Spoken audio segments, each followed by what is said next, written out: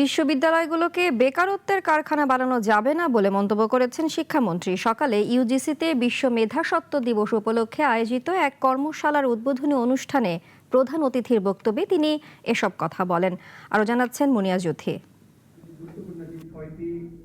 UGC আয়োজিত বিশ্ব মেধা সম্পদ দিবস 2026 শীর্ষক কর্মশালায় উদ্ভাবনী মেধা সম্পদ রক্ষায় জোর দিয়েছেন শিক্ষামন্ত্রী। এবং বিশ্ববিদ্যালয়গুলোর মধ্যে বেসরকারি বিশ্ববিদ্যালয় নিয়ে উদ্বেগ প্রকাশ করে তিনি বলেন, এসব প্রতিষ্ঠান শিক্ষার মান উন্নয়নের কেন্দ্র হবে নাকি বাণিজ্যিক প্রতিষ্ঠানে পরিণত হবে এ বিষয়ে স্পষ্ট দিক নির্দেশনার প্রয়োজন।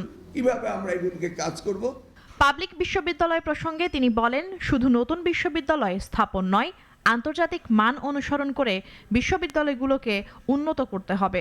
এগুলিকে কিভাবে আরো এক্সপেডাইট করব, কিভাবে আমরা এগুলোকে কাজ করব, সেই জন্য বিশ্ববিদ্যালয়গুলোকে কাজ করতে হবে এবং সেই সাথে মন্ত্রণালয় থেকে আমাদের এই বিষয়গুলো অ্যাড্রেস করতে হবে। উচ্চশিক্ষার মান উন্নয়নে সবাইকে নিজ নিজ অবস্থান থেকে দায়িত্বশীল ভূমিকা পালনের আহ্বান জানান তিনি। আপনারা চুপচাপ থাকলে চলবে না, আপনাদের সকলকে এগিয়ে আসতে হবে। এছাড়াও সেশন জট কমাতে বিশ্ববিদ্যালয়গুলোকে জোরালো ভূমিকা রাখার আহ্বান জানিয়ে তিনি বলেন, এইচএসসি পাশ করার পরপরই যেন শিক্ষার্থীরা ভর্তি কার্যক্রমে অংশ নিতে পারে।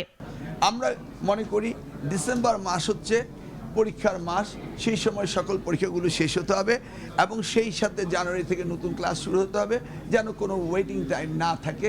এইভাবে আমরা প্ল্যান করছি, এইভাবে আমরা ডিজাইন করছি। তিনি বলেন, ডিসেম্বরের মধ্যেই সব পরীক্ষা শেষ করে জানুয়ারি থেকে নতুন ক্লাস শুরু করার পরিকল্পনা নেওয়া হচ্ছে। কখন আমরা দেব সেগুলি বলবো। এ সময় কমিশনের চেয়ারম্যান অধ্যাপক ডক্টর মামুন আহমেদের সভাপতিত্বে অনুষ্ঠিত কর্মশালায় ইউজিসির সদস্য, বিভিন্ন বিশ্ববিদ্যালয়ের উপাচার্য ও শিক্ষা সংশ্লিষ্ট অন্যান্য প্রতিষ্ঠানের কর্মকর্তারা উপস্থিত ছিলেন। মুনিয়া জুথি, নাগরিক, ঢাকা।